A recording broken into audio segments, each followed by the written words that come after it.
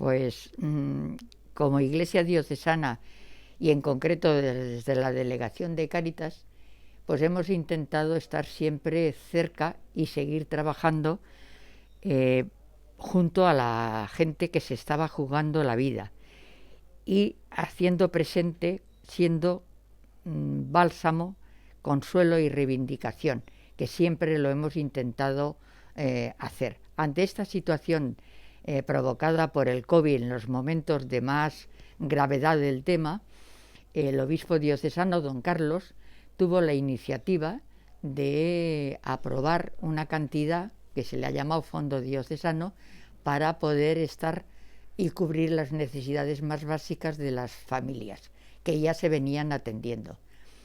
Este fondo se presentó a la opinión pública el día 22 de julio en una rueda de prensa y desde ahí se ha seguido animando y llamando la atención de todos los ciudadanos creyentes y no creyentes para seguir potenciando y estando cerca de los que más lo necesitan. Y así lo hemos hecho. Nosotros, a partir de septiembre, le pedimos a la diócesis como una cantidad para poder hacer frente a lo que ya veníamos ayudando. Y esa cantidad fueron de 150.000 euros que traspasó inmediatamente, que se han cubierto hasta decir basta. Se ha animado, y en la página web de la diócesis y en la página web de Cáritas también se ha animado a contribuir como signo de comunión con esta realidad. La verdad es que hacia el fondo es poco todavía la respuesta. Son 8.523 euros de distintas personas y de una institución religiosa. Pero bueno, nosotros ya hacemos una llamada, pero nos parece que no es que esté parado, lo que pasa que, bueno, pues la realidad es muy dura para todos. Para Cáritas ha sido doblemente importante, primero por lo que supone de ánimo y de esperanza de que la institución a la que pertenece pues haya hecho este apoyo que, aunque se vea más desde el punto de vista material, para nosotros no es lo más importante, sino lo que supone de presencia de diócesis ante la realidad de sufrimiento y de dolor que está pasando la sociedad en general, mundial, pero la sociedad salmantina también en particular. Y eso nos parece que es un signo de fraternidad muy importante. Y nosotros, como responsables de la institución diocesana, al frente de ella, nos ha estimulado muchísimo. Soy Oliva, estoy en el servicio de acogida de Cáritas Diocesana de Salamanca y lo que queremos comunicaros pues es la diferencia de atención que últimamente estamos observando y hemos tenido que reajustar pues debido a la situación de pandemia.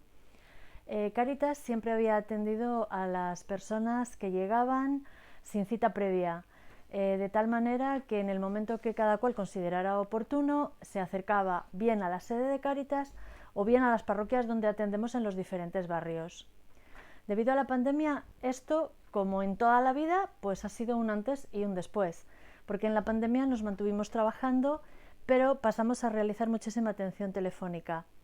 En este momento, pues debido también a esta situación sanitaria, pues estamos atendiendo pero con cita. Eso posibilita pues que las personas también sean atendidas, tal vez no con la inmediatez que hacíamos antes, pero sí de una manera mucho más sosegada. Las citas las mantenemos igualmente aquí en la sede, pero también las mantenemos en otros lugares de la diócesis, tanto en centros de Cáritas como en parroquias. Y esto lo hacemos así pues para evitar un número importante de gente en un lugar y ser muy respetuosos pues con toda la normativa sanitaria que ha tenido lugar con la pandemia. En este momento, una de las cosas que más llama la atención o que más observamos es la cantidad de familias nuevas que acudieron al recurso y que no habían sido jamás usuarias de servicios sociales. La situación sanitaria dio lugar a unas consecuencias económicas que yo creo que todos conocemos, principalmente de ERTEs, aunque también algunas de despidos, y eso hizo que muchas familias que vivían bien, pero que vivían al día con unos salarios muy normales, incluso normales justos, pues se encontrasen sin un colchón de ahorros suficiente para todos los meses en los que ha acontecido esta situación. Algunas sí que los primeros meses pudieron subsistir, otras tiraron de familiares que podían ayudarlas, pero llegó un momento en el que no podían más y acudieron a Cáritas. En este momento lo que podemos decir es que desafortunadamente nos hemos encontrado con una situación mantenida en el tiempo. ¿Por qué? Porque muchos ERTEs han sido cuantías económicas muy escasas, por un lado, y porque tampoco ha habido todas las inserciones laborales posteriores que en principio se podía pensar. Entonces, familias que en principio acudían de forma puntual, pues ya os digo que han venido desgraciada y desafortunadamente manteniéndose en el tiempo y necesitando varias ayudas. Algunas de ellas venían con la esperanza de una ayuda me va a servir para salir del paso, sin embargo se han encontrado con que han necesitado alguna ayuda. Pero a lo largo del año sí que ha habido una cifra de unas 2000 familias aproximadamente. Bien es cierto que el número de ayudas es mucho más elevado, porque hay familias que han necesitado no solo más de una ayuda, sino más de una ayuda en distintos conceptos.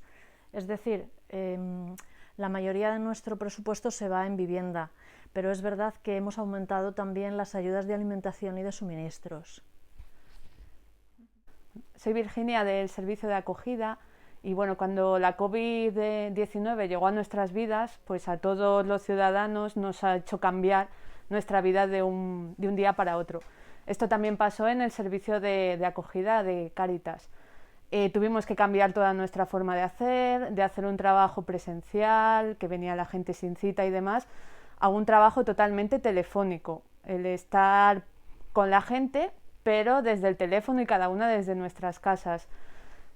Ha sido un aprendizaje porque, claro, todo lo nuevo y lo desconocido te lleva a aprender cosas nuevas, pero también ha sido un desgaste también para nosotras porque, claro, una nueva forma de hacer.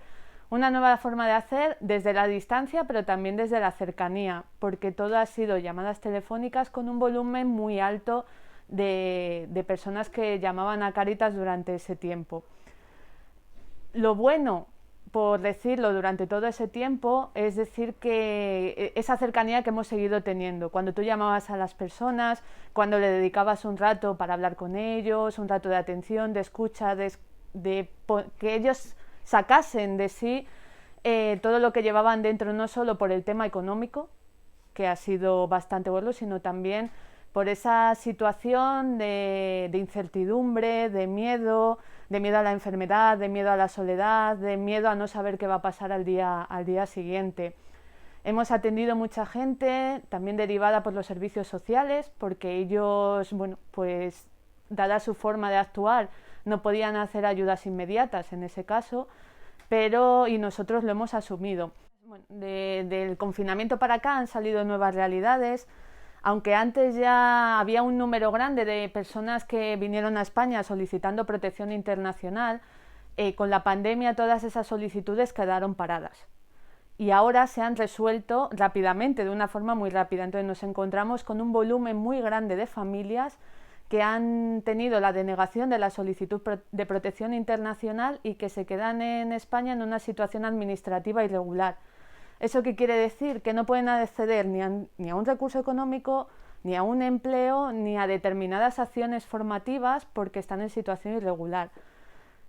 La mayoría están dentro del sistema de ayudas de protección internacional. Cuando se los deniegan tienen 15 días para bien abandonar el recurso residencial, donde están, el piso, la residencia donde están, y se quedan sin nada. En 15 días se quedan sin dinero para poder pagar una vivienda, para poder comer, para los suministros, para la ropa. Entonces ya no es solo el tema económico, que tienes que dar una respuesta urgente, sino también esa situación de ansiedad que les provoca a las personas de que su vida cambia de un día para otro, porque hay varias familias que mientras estaban dentro del sistema resolviéndoselo, tenían un NIE y podían estar trabajando. Si se lo deniegan les quitan el NIE, se quedan en situación irregular y se quedan sin trabajo. Entonces ya no es solo la resolución económica, sino también la resolución de esos sentimientos y esa incertidumbre y ese miedo que tiene la gente de quedarse irregulares. Claro, entonces el número de irregulares que hay en Salamanca va creciendo cada día. De junio para acá nos estamos encontrando muchas familias que han solicitado el ingreso mínimo vital y que esa solicitud no ha sido resuelta. La resolución tarda de 3 a 6 meses en resolver. Durante ese tiempo las familias no tienen otro recurso económico o están esperando un recurso económico de los servicios sociales que también está tardando. Y luego hay gente que estaba percibiendo la renta garantizada de ciudadanía de la Junta de Castilla y León, que le han resuelto el ingreso mínimo vital con menor cuantía de la que estaban cobrando con la renta y ahora tienen que volver a solicitar otra ayuda en la Junta de Castilla y León que compense esa falta de recursos económicos para afrontar a sus necesidades. Entonces estamos viendo que el ingreso mínimo vital, que en un principio parecía que iba a apoyar a todas las familias, que iba a mejorar su situación porque el importe económico iba a ser más alto, pues no está resultando tal como la previsión de un principio de junio y que está tardando muchísimo más. Esto hace que las personas, claro, no durante varios meses se encuentren sin nada o muy pocos recursos económicos. Pues me llamo Hadilla, soy de Marruecos, tengo 33 años. He estado trabajando antes en temas de hostelería, pero trabajaba solo el fin de semana. Y bueno, con el tema de la pandemia eso me han hecho la ERTE, que la nómina estaba muy baja, hablamos de unos 400 y pico. Y ya sabemos que el tema de la ERTE te dan el 70% de la nómina y eso. Y con eso el ingreso con 3 niños era era muy difícil. Pues Cáritas yo lo conocía hace tiempo, que no solo en la pandemia, que llevo años, he trabajado con la empresa de ellos, que me conocen hace tiempo.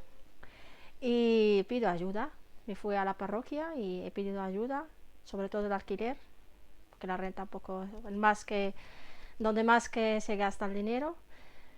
Y bien, llevamos desde el 14 de marzo, hasta el 8 de junio. Ha sido unos meses complicados. Cobraba casi 300 y pico al mes.